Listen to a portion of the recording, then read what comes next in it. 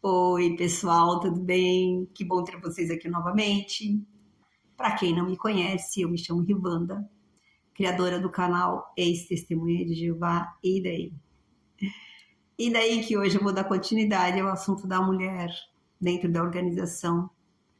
E eu vou expandir um pouco para a nossa sociedade. Não vou ficar com a mulher apenas dentro da organização. Eu quero falar um pouquinho mais sobre esse assunto.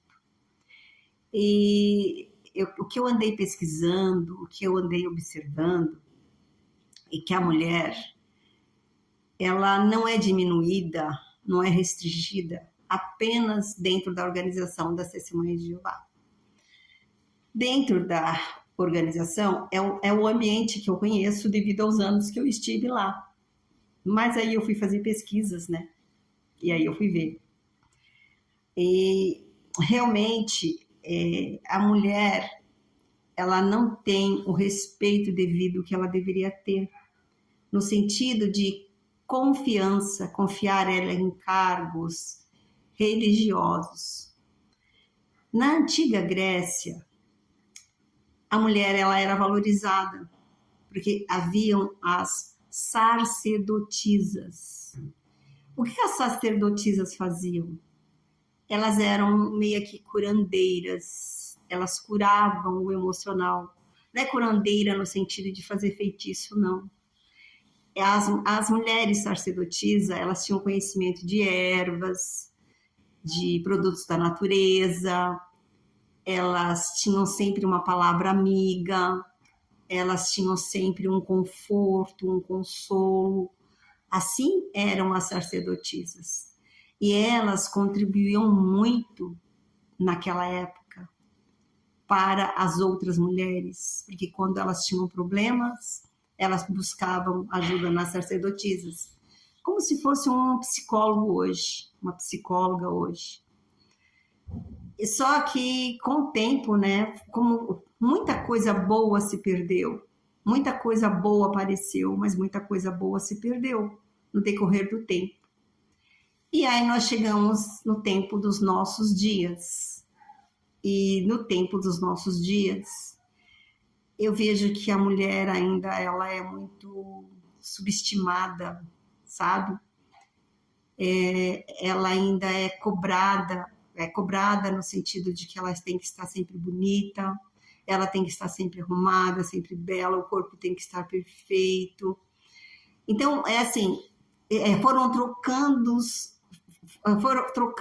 as cobranças, né? Dentro da organização existe assim, a mulher dentro da organização ela tem que ser perfeita. Então ela tem que apoiar o marido, ela tem que ser submissa. Tem muitos homens que abusam porque ele é o chefe e não raro acontece isso, deles abusarem da chefia, do poder que foi lhes dado.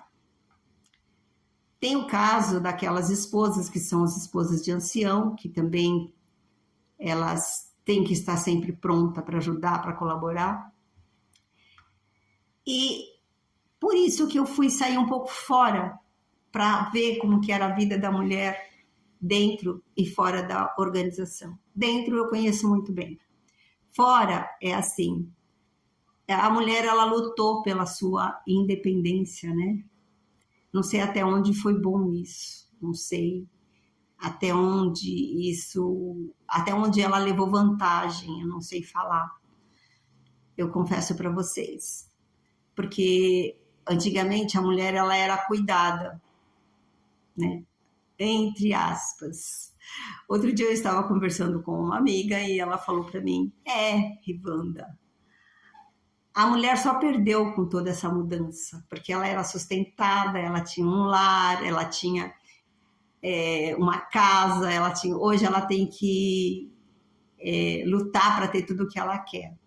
Então, realmente, ela tinha um lar, ela tinha uma casa, ela tinha um marido, mas ela não tinha o que era mais importante, né? Que é a liberdade, o direito de escolha. Muitas vezes ela ficava muitas vezes, ela ficava num casamento porque não tinha meio de sobrevivência, porque não tinha uma independência econômica. Será que é bom você ficar num relacionamento apenas para ser sustentada? Será que é bom ficar num relacionamento apenas porque você precisa de um teto para morar? Então, é muito triste essa realidade. Mas ainda hoje eu vejo mulheres que estão presas em alguns determinados tipos de relacionamento, em alguns casamentos, porque não tem para onde ir. Porque falar, nossa, se eu separar dele, eu vou para onde? Onde que eu vou fazer?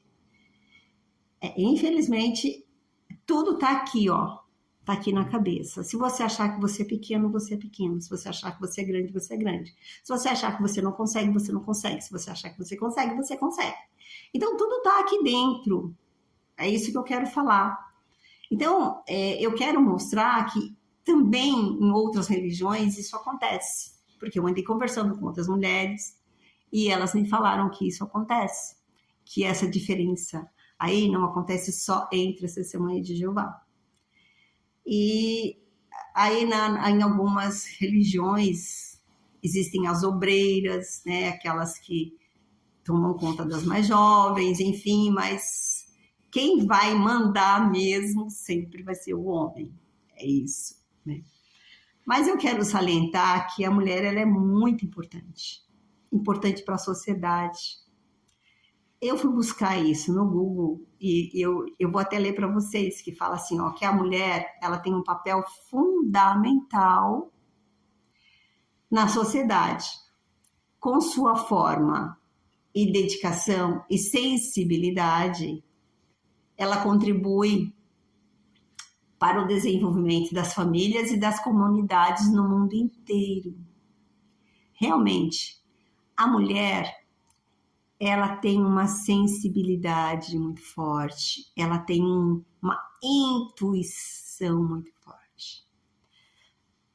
Quando o seu companheiro ouve a intuição feminina, ele se dá bem. Porque parece que a gente tem assim uma anteninha, sabe? Que fala assim, olha, pode não ser, de repente, planta um ponto de interrogação na nossa cabeça. É assim que funciona. E aquele homem que ele sabe valorizar isso na mulher, ele vai estar muito bem. Porque isso é característica feminina. E aí o Google ainda continua falando aqui, ó. Sua presença faz a diferença na educação, no trabalho, na cultura e em tantas outras áreas da vida. Valorizar uma mulher é conhecer sua importância. E como que a gente reconhece a importância da mulher? Como que você acha? Eu faço essa pergunta tanto para você que é mulher, como para os homens. Porque tem muitas mulheres que ainda não acordaram para o papel dela dentro da sociedade. Tem muitas mulheres que ainda não acordaram para o papel dela dentro da família. Tem muitas mulheres que não acordaram ainda para o papel delas na educação do filho. Pensa, mulher, seu filho vai se tornar aquilo que você ensinar. Então, a sua importância é fundamental para as próximas gerações. Porque o seu filho é outra geração. Então, olha a importância. E, infelizmente, tem mulher que estraga uma geração. Hoje mesmo eu li uma frase falando assim, você acha que a mulher, a mãe pode destruir um filho? Pode. A mãe pode destruir um filho. De várias formas. Primeiro, não permitindo que ele seja quem ele deveria ser. Não respeitando a natureza dele. E quando eu falo respeitar a natureza, não é permitir que ele faça tudo o que ele queira fazer. Porque limites é importante, mas a gente tem que respeitar. Nós temos que ter na mente que aquele filho, aquele ser que está conosco ali, ele não é nosso. Ele está nas nossas mãos e na nossa responsabilidade. Agora, que tipo de filho, que tipo de ser, que tipo de pessoa que eu vou entregar para a sociedade, que eu quero entregar para a sociedade? O que eu estou plantando na cabeça dessa criança? O que eu estou criando na cabeça dessa criança? Isso é muito importante. Então, há necessidade de que você olhe para o que você está fazendo, o que você está criando. Tem mulher que não acordou ainda para essa importância. Ainda não se deu conta de que ela está com aquele ser e que aquele ser, ela vai embora e ele vai ficar. Só não acontece isso quando tem uma fatalidade, mas é o certo. Eu vim primeiro, eu pretendo ir embora primeiro do que meus filhos. Então, o que acontece? Que tipo de pessoa eu estou educando? O que eu estou colocando na cabeça dela? Que tipo de educação ele está recebendo na escola? O que estão ensinando para o meu filho? O que estão ensinando para minha filha? Como está a educação? Como é que está o ensino? Eu leio para os meus filhos. Gente, agora eu lembrei de uma coisa. Foi até gostoso lembrar disso. Quando eu falei isso, eu lembrei da minha mãe. A minha mãe, ela ficou sozinha com 8 filhos. Detalhe, na época que uma mulher ficava sozinha, a gente sofria preconceito. A mulher sofria preconceito porque a mulher não podia separar. Quando ela separava, ela não prestava. E o filho da mulher que era separada também não prestava. Então eu sofri muito bullying porque eu era filha de mulher separada. Mas o que eu quero falar da minha mãe, que quando eu falei o que você está plantando, que eu lembrei dela, é que eu não sei por que ela fazia isso, mas olha, antes de nós dormirmos, porque os mais novos eram eu, né? O meu irmão mais novo, o Sérgio, e a minha irmã mais nova, a Rose. O restante já estavam mais adulto, trabalhando, enfim, nós éramos os 3 pequenos. E a minha mãe, ela ensinava a gente a rezar o Pai Nosso, o Terço e a oração do Anjo da Guarda. E depois a gente cantava o hino nacional e o hino da bandeira. Eu achava isso assim, eu gostava do hino da bandeira, do hino nacional, eu gostava muito. Porque a minha mãe, ela tinha uma veia patriota muito grande, sabe? Então ela gostava desse país, ela gostava de São Paulo, porque a minha mãe, uma nordestina, ela veio do Nordeste, porque muita gente, né, veio do Nordeste para São Paulo, e ela achava assim que essa cidade ela era maravilhosa, que aqui tinha lugares de trabalho, que tinha para prosperar. Minha mãe sempre falava, não prospera nessa terra quem não quer trabalhar. E eu sou apaixonada por São Paulo, eu sou paulistana, eu nasci aqui. E eu aprendi a ter esse amor por São Paulo por causa da minha mãe. E agora falando para vocês o que uma mulher passa para o filho, eu lembrei dela. Que eu aprendi a gostar do hino nacional, do hino da bandeira com ela, sabe? Então é isso que eu quero mostrar aqui para vocês. Olha, a minha mãe, apesar dela ter criado 8 filhos, todos nós somos pessoas decentes. Ninguém se desviou. Mas por que não se desviou? A minha mãe, ela era batalhadora, não tinha muito tempo para nós, porque realmente ela trabalhava de domingo a domingo. Mas o tempo que ela tinha para ficar conosco era tempo de qualidade. É o que eu estou falando para vocês. Antes de dormir, ela fazia a gente fazer oração. E às vezes, não era todos os dias que a gente cantava o hino da bandeira, não. Aí quando a gente... Ela falava, vocês lembram daquele hino? Vocês lembram daquele hino? Vamos cantar aquele hino. Então era assim, era isso. porque não tinha televisão, né? Era outra realidade, não tinha energia elétrica, era lampião de gás. E então, mas ela fez a parte dela.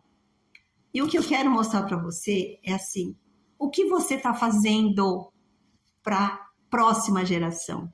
Porque a próxima geração está aí na sua mão, no seu colo, no seu berço, na sua barriga. Então, o seu filho vai ser aquilo que você colocar na cabeça dele, aquilo que você ensinar para ele. Se você ensinar para ele que o mundo é feio, o mundo vai ser feio. Se você falar para ele, nossa, que droga, eu tenho que trabalhar, é ruim trabalhar, ele não vai gostar de trabalhar. E é assim, uma hora eu vou contar um pouco da minha história para vocês, mas eu sou uma pessoa que eu comecei a trabalhar com 7 anos. Meu primeiro emprego eu tinha 7 anos de idade. E depois disso eu nunca mais parei de trabalhar. Mas a minha mãe, ela ensinou para nós que nessa terra só progredia quem gostava de trabalhar. Então, se você colocar na cabeça do seu filho que ele só vai progredir se o governo ajudar, ou se ele esperar cair do céu, infelizmente, você não vai estar contribuindo para uma sociedade melhor, para um mundo melhor, para uma vida melhor. Você não está fazendo isso. Então, eu quis sair um pouco daquela cerca de Testemunho de Jeová e um pouco para o mundo. Porque dentro da Testemunha de Jeová, a mulher ela era criada só para o casamento. Hoje eu não sei, mas era só para o casamento. Hoje eu falo, e aí eu começo a ver o que está acontecendo aí, porque a mulher ela teve que sair para trabalhar, porque o sistema apertou tanto, o sistema funilou tanto, o sistema judiou tanto, que todo mundo tem que trabalhar para a sobrevivência. E aí a pessoa tem que trabalhar em uma infinidade de emprego, né? As pessoas têm que trabalhar. Então, mas só que é importante que você saiba que está nas suas mãos o futuro do seu filho. Está nas suas mãos aquilo que você tem que fazer. E vamos para o próximo vídeo, que nós vamos continuar batendo um papo, porque eu estou gostando muito desse papo. Espero que vocês estejam gostando também.